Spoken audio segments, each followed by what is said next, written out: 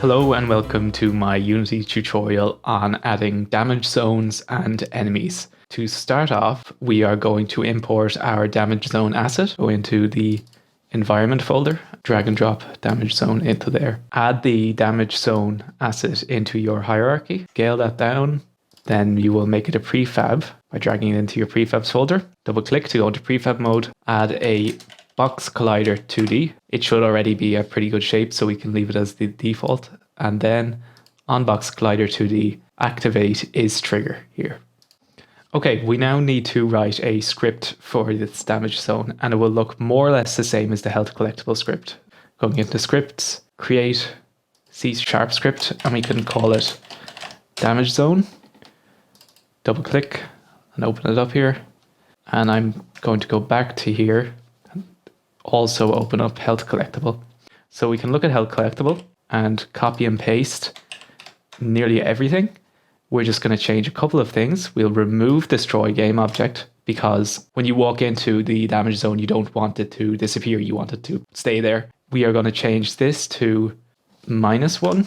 So now it reduces your health. And finally change on trigger enter 2D to on trigger stay 2D. So this means if we stay standing in the damage zone, it will continue to do more damage over time. Also, if you copy and paste everything, change health collectible to damage zone. There we go. Open up damage zone in prefab mode and drag and drop damage zone script onto damage zone like that. Click play here. We shall see what happens. So first I'll just collect a bit of health. So we have 3 health. We walk into damage zone and our health immediately goes to 0. To change that, we are going to add something to SpriteController script. Open up SpriteController, declare 3 variables, public float time invincible, which will decide the length of time that we are going to be invincible after we get hit. Bool is invincible. A true or false that says whether or not we are invincible at the moment. A float invincible timer that we'll be using for counting down. After you've declared the 3 of those, void update. This will be an if statement that starts counting down from 2. After it's gotten to 0, it will say you are no longer invincible. So you'll say if is invincible timer starts counting down, time dot delta time. So that will start counting down. You can see the minus equals here. If invincible timer less than 0, so if we get to 0, we are going to turn off is invincible. So that will now be false. And now we need to add a piece of code to actually account for invincibility being turned on in the first place. So go down to change health and underneath if amount less than 0. So if you are losing health, check if you are invincible. And if you are invincible, return.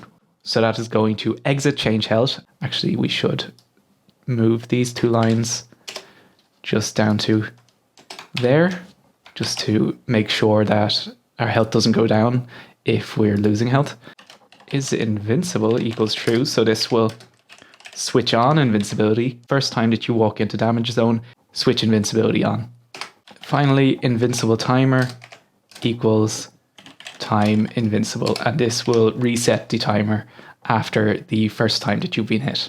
Okay, cool. Go back into the Unity editor here. Go to your SpriteCharacter prefab. On rigid body 2D, change the sleeping mode from start awake to never sleep. And that means even if we're standing still, the physics calculations are still going to be going and we are still going to take damage. Okay, cool. Go over to damage zone. And there you go. We take 1 damage. 2 damage, 3 damage. So 1 damage every 2 seconds.